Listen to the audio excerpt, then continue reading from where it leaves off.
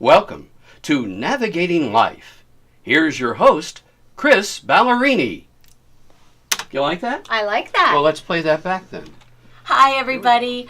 Today we're going behind the scenes. I'm with local voiceover artist and coach Chuck McKibben of VoiceOver Island, who's going to show us some of the fun we can have with audio production.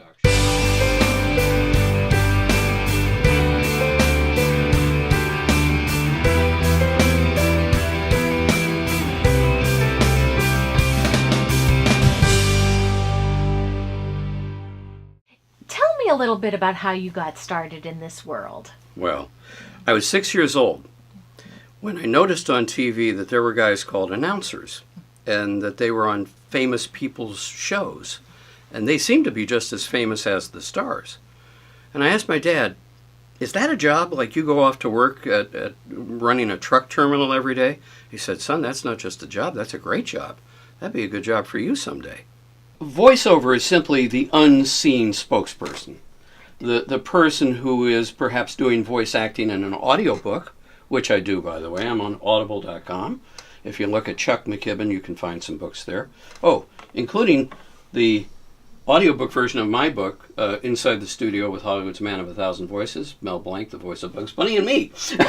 Great. Now, for those who don't know, Mel Blanc was the Man of a Thousand Voices, the voice of primarily Bugs Bunny. Everybody knows him for that. And don't think it hasn't been a little slice of heaven, because it hasn't.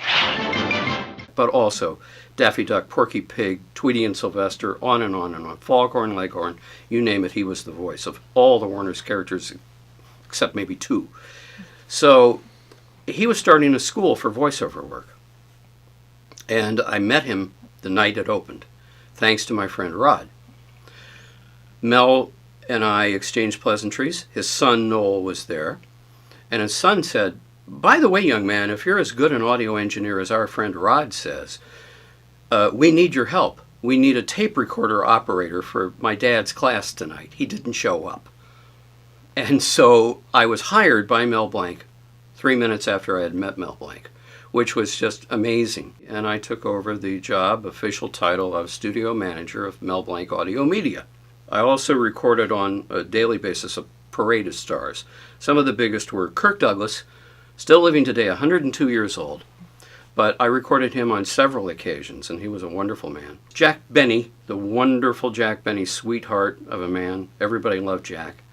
He was a regular, because the Blanc family and Mel Blanc, who appeared on Jack Benny's show frequently. Vincent Price. We created a syndicated radio show with the great master of horror, the Edgar Allan Poe master. We just had somebody famous in the room every day. And what a thrill. I was 25 years old. Mm-hmm. So I began to dabble in it myself. Occasionally, they would permit me to add a voice. And that was an even bigger thrill. This studio of mine is capable of creating world-class audio.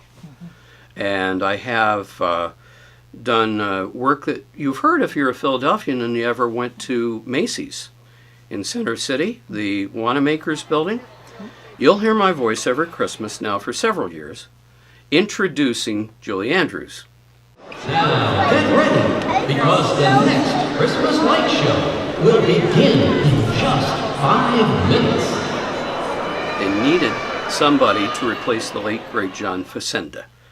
That's a nice act to follow, considering his fame as the voice of NFL films and the greatest newscaster that Philadelphia ever saw. They asked me, how much would it be to provide voice work in, this gigantic facility, right? This 3-story atrium that they have. I didn't know what to quote.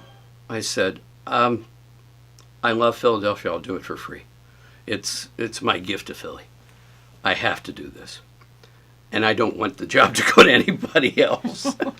Thank you so much for your time Chris. today. It was a pleasure being on your show. Chuck's book, available on Audible and Amazon, and he is available for full-time coaching if you are looking to get into the voiceover world.